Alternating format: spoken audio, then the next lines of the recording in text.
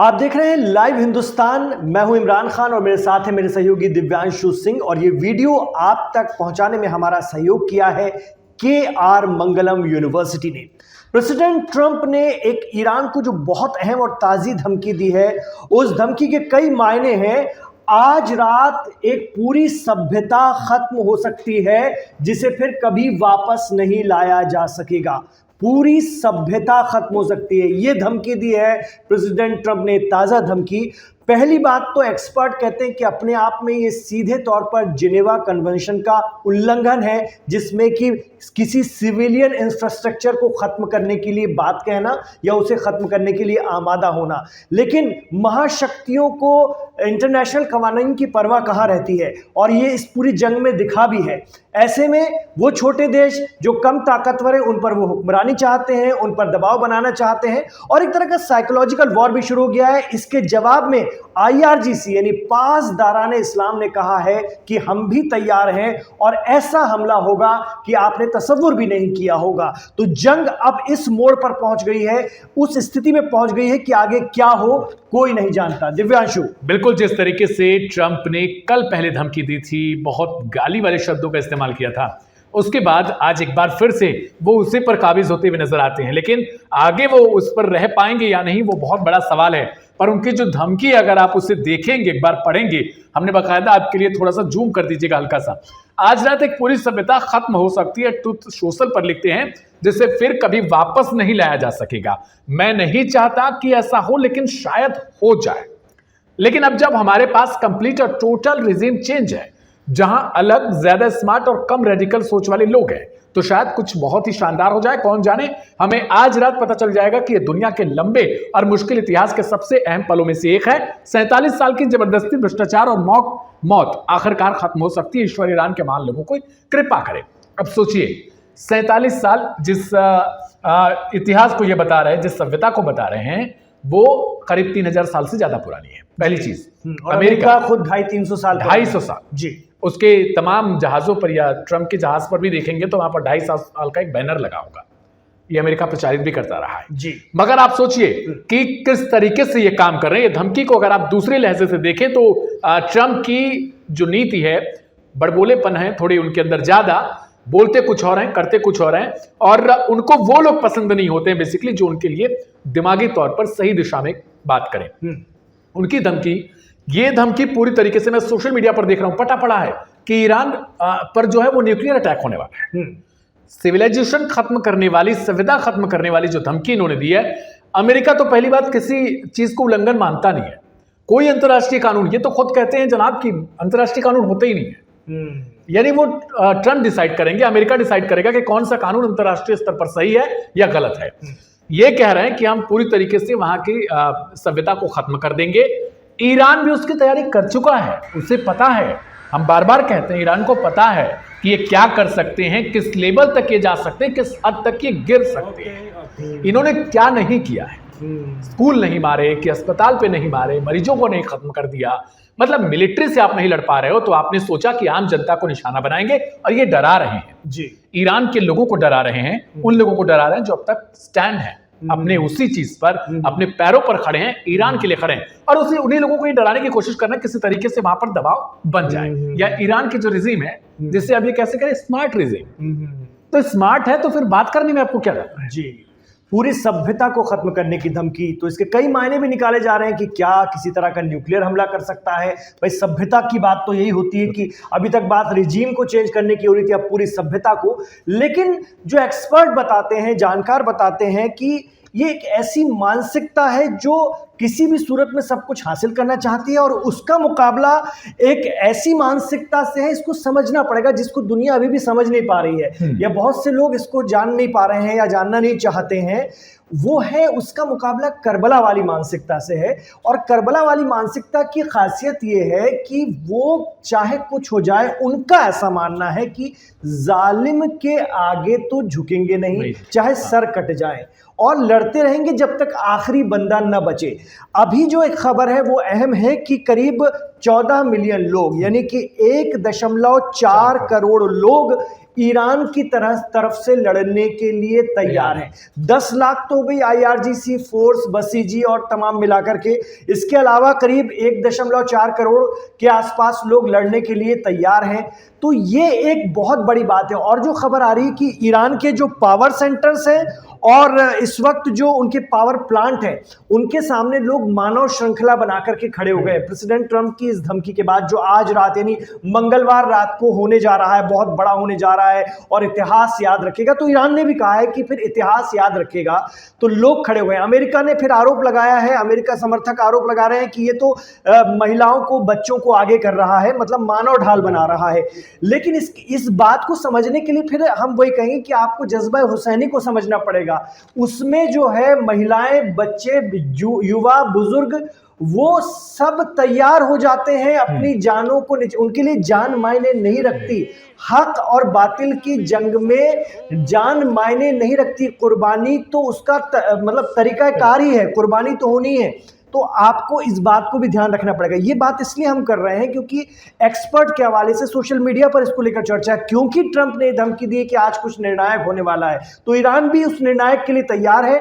और निर्णायक तो सोशल मीडिया पर ऐसी चर्चा की 1450 साल पहले भी हुआ था, जब इमाम हुसैन को जो है अकेला कर दिया गया था। वो क्या निर्णायक नहीं था? तो क्या उनके जाने के बाद या उनकी कुर्बानी के बाद रिजीम बदल गई, चीजें बदल गई, चेंज हो गई? नहीं, 1450 साल बाद भी गलत गलत है और सही सही है।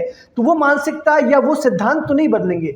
तो इसीलिए ईरान की आवाम यही दिखाना चाह रही है। लोग मानव ढाल बन के, जिसे पश्चिम कहता है कि मानव ढाल, लेकिन ईरान के लोग कह रहे हैं कि मानव श्रृंखला बनाकर हम खड़े हो गए, आप कीजिए जो करना है, और हम भी तैयार हैं, हमारे लोग भी तैयार हैं। तो अब ये स्थिति में, जंग इस स्थिति में पहुंच गई है। बिल्कुल, जिस मानव ढाल की चर्चा की जा रही है, या फिर जो भी अमेरिकी या वेस्टर्न मीडिया कहे, उसी मानवों को ढाल बनाने की कोशिश अब से 3 महीने पहले अमेरिका कर रहा था, जब उनसे लगातार गुजारिश की जा रही थी या उनको डराया धमकाया जा रहा था कि कंट्रोल ले लो ईरान की सत्ता की अपने हाथ में। उन्हें प्रोवाइड कराया जा रहा था कि ईरान में हिंसा को बढ़ावा दो, जगह जगह पर आग लगा दो, मिलिट्री साइट्स को आग में फूंक दो, रेलवे स्टेशनों को फूंक दो। अभी क्या कर रहे हैं ये लोग? रेलवे स्टेशन को टारगेट किया जा रहा है, इंफ्रास्ट्रक्चर, सिविल इंफ्रास्ट्रक्चर को नुकसान पहुंचाया जा रहा है, पावर प्लांट को नुकसान पहुंचाया जा रहा है। उसका यूज कौन करता है? मिलिट्री सबसे ज्यादा करती है या फिर आम लोग करते हैं? दूसरी तरफ इन्होंने जिस तरीके से धमकाया, उसका अंजाम देखिए। इन्होंने धमकाया, ये जो भी लाइनें बोल रहे हैं, ये इसीलिए ज्यादातर बोला जा रहा है ताकि ईरान जो है वो घुटने टेक दे। इन्हें ऐसा लगता है। एक बार पीछे करिएगा, उसके बाद एक रिपोर्ट निकल के आती है कि Iran cancels all diplomatic and indirect channels of communication with the United states. मतलब उसने खत्म कर दिया जो भी अभी तक बातचीत चल रही थी प्रत्यक्ष तौर पर, चाहे वो पाकिस्तान के रास्ते, तुर्की या फिर ओमान के रास्ते हो, सब बंद कर दिए उसने। तो ईरान तो उस मोड में नहीं है कि आप कितना भी धमका लो, आपको आज रात मार देंगे, 1 घंटे में मार देंगे, 2 घंटे में मार देंगे।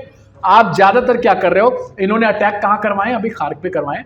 खार्ग में उस आइलैंड पे जैसे जो डिफेंस की चीजें हैं, लाइक शेल्टर्स होम, वहां पे जहां पे IRGC के जवान रह सकते हैं, वहां से घात लगा के हमले कर सकते हैं, या फिर उनकी टनल्स हों दूसरे तरीके के, वहां पे वो मार रहे हैं। और उसके बाद कहा जा रहा है कि अमेरिका कुछ करेगा, यानी सबसे पहले पावर प्लांट को तबाह करो, यानी बिजली व्यवस्था पूरी तरीके से चौपट कर दो। और ईरान ने अभी माना है कि वहां पे खार्ग में जो है वो बिजली व्यवस्था ठप पड़ चुकी है जी। और जब वो ये सारी चीजें कर लेंगे, लोगों को डरा धमका देंगे कि आप छोड़ दो, वरना हम जो है कुछ बड़ा करने वाले, बम फटेगा, आप लोग मर जाएंगे, यही चीज। और अब जब ईरान अपने लोगों से कह रहा है कि आप लोग श्रृंखला बनाकर खड़े होइए, वो लोग तो पहले से तैयार है। ईरान के लोग जगह जगह पर हम देख रहे हैं कि वो लोग फ्लैग्स लेकर गाने गा रहे हैं, गीत बज रहे हैं, उनके लगातार म्यूजिक चल रहे हैं। तो वो सारे लोग तो पहले से एकजुटता दिखा रहे हैं, लेकिन बावजूद इसके अमेरिका से हमें ऐसी तस्वीर नहीं देखने को मिली। जी।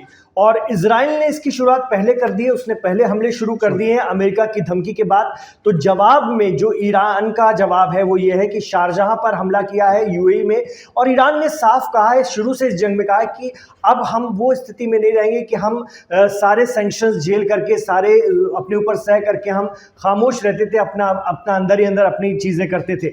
लेकिन अब ये होगा कि हम परेशान होंगे तो दुनिया भी परेशान होगी। और अगर आप हमारे यहाँ अंधेरा करने का सोच रहे हो, आप हमारी सभ्यता पर आ रहे हो, आप आज रात ईरान को अंधेरे में डाल देना चाहते हो, तो फिर उस अंधेरे को भुगतेगा पूरा मिडिल ईस्ट। उन्होंने ये भी कर दिया है तय, और उन्होंने भी यूएई पर हमले मारने शुरू कर दिए। और जैसा कि हमें नज़र भी आ रहा है और मीडिया रिपोर्ट्स को अगर हम गौर से समझने की कोशिश करें तो दो मुस्लिम देश या दो अरब देश निशाने पर ईरान के सीधे हैं। अगर आज रात ही बड़े हमले होते हैं अमेरिका की तरफ से तो दो देश जो हैं कल सुबह तक उनके यहाँ भी भारी नुकसान होगा। उसमें से एक यूएई हो सकता है और एक बहरीन हो सकता है, जिसकी पूरी ईरान ने जिस हिसाब से अपना सिस्टम जमाया है और यूएई को जिस तरह से निशाने पर लिया है, ऐसा लग रहा है कि इन दो मुल्कों पर ईरान का कहर भी उसी ताकत से बरपेगा जितनी ताकत से अमेरिका और इजराइल अगर ईरान में आते हैं। बिल्कुल, और ये सिर्फ खार्क तक सीमित नहीं है। मैं वही कह रहा था आपसे कि द अटैक्स में be expand to Abu Musa island, यानी यहां को भी निशाने पर लिया जा सकता है। ये बहुत ज्यादा उसके रणनीतिक मायने पर ईरान के लिए देखा जाए तो बहुत ज्यादा इंपॉर्टेंट रोल है इन जगहों का। इसके अलावा 2 गल्फ कंट्रीज हैं जो ईरान बता नहीं रहा है, लेकिन उनको निशाने पर ये पहले से रख चुका है, यानी सब पे वॉर नहीं करेगा, सब पे वो निशाने नहीं लगाएगा।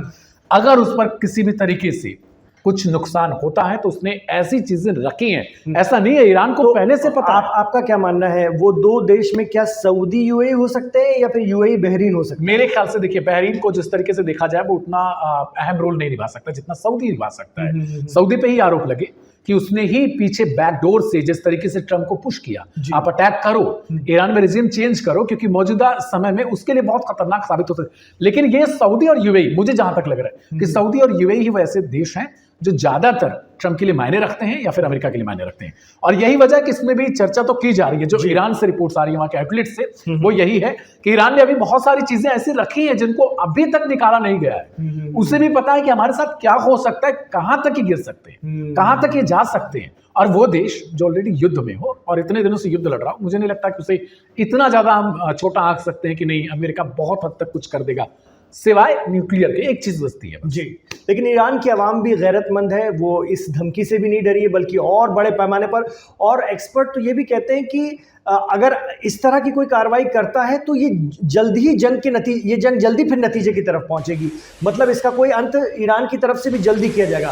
अभी अगर ऐसा नहीं होगा तो ये जंग खींचेगी, लेकिन अगर इस तरह की कोई कार्रवाई अमेरिका करने की कोशिश कर देता है या हिम्मत कर जाता है, जैसा कि प्रेसिडेंट ट्रंप धमकी दे रहे हैं कि सभ्यता ही खत्म कर देंगे, इसको इतिहास भूल नहीं पाएगा, तो लगता है कि ईरान भी फिर इस जंग को एंड तक ले जाने के लिए उसी तरह से कोशिश करेगा या उसी तरह की हिम्मत दिखाएगा और ये जंग उसी मोड पर आकर जल्दी खत्म होगी, मतलब निर्णायक हो जाएगा। ये आज की रात वाकई अगर अमेरिका की धमकी में दम है तो आज की रात वाकई निर्णायक हो सकती है, क्योंकि ईरान भी उसी ताकत से इस जंग को अपने फेवर में खत्म कराएगा। ये भी उनके तरफ से धमकी आ रही है। बिल्कुल, और कहीं ऐसा ना हो जाए कि ईरान ही कुछ ऐसा दिखा दे कि जो एक्सपेक्ट किया जा रहा था कि अमेरिका कुछ ऐसा कर सकता है, और कहीं ऐसा ना हो कि ईरान कुछ इस तरीके की चीजों को पहले ही ला। और आप इजराइल को देखिए, इधर धमकी प्रेसिडेंट ट्रंप देते हैं, उधर इजराइल उससे पहले कोशिश कर देता है कि धमकी से पहले ही कहीं कोई बातचीत ना शुरू हो जाए। धमकी का असर ऐसा ना हो कि साइकोलॉजिकल वॉर में अंदर खाने से कहीं कोई जो बाकी देश कोशिश कर रहे हैं तो कोई कहीं से कोई नरम पड़ जाए दोनों में से, तो फिर बात तो उससे पहले ही मार दो। क्योंकि इजराइल पूरी कोशिश में रहता है कि ईरान का वजूद किसी भी रूप में, खासतौर से इस इस्लामिक रेवोल्यूशन की जो रिजीम है उसका वजूद ईरान से ख़त्म हो जाए, क्योंकि उनके लिए सबसे बड़ा थ्रेट है। ये अगर रह गई, इस जंग के बावजूद भी रह गई, तो इजराइल को बहुत भारी पड़ेगी। इसलिए वो किसी भी कीमत पर इसको ख़त्म करना चाहता है और चाहता है कि अगर अमेरिका इस स्थिति में आ गया है, इस जंग में पूरी तरह इन्वॉल्व हो गया है, तो इसका नतीजा इस्लामिक रेवोल्यूशन के खात्मे के साथ ही होना चाहिए। ये इजराइल है। तो इजराइल किसी भी तरह की धमकियों और साइकोलॉजिकल वॉर से इतर कोशिश करता रहेगा कि जंग चालू रहे और किसी भी रूप में अमेरिका इजराइल पर कुछ इजराइल के साथ मिलकर ईरान पर कुछ ऐसा कर दे कि चीज़ें खत्म हो जाए या ईरान की ये सिस्टम, ये रिज्यूम खत्म हो जाए। तो इजराइल का एक अलग ही गणित चलता है और उस पर हम लोग अक्सर रोशनी डालते रहते हैं। तो अभी तक की ये बातचीत ये थी, क्योंकि इतनी जल्दी अपडेट हो रहे हैं कि हम आपको अगले पल क्या हो जाए, अगले 1 घंटे में क्या हो जाए, चीज़ें बदल जाएं, हम जल्दी वो अपडेट आपके सामने लेकर हाजिर हो रहे हैं, क्योंकि मंगलवार की रात ऐसा माना जा रहा है धमकी के मुताबिक निर्णायक हो सकती है।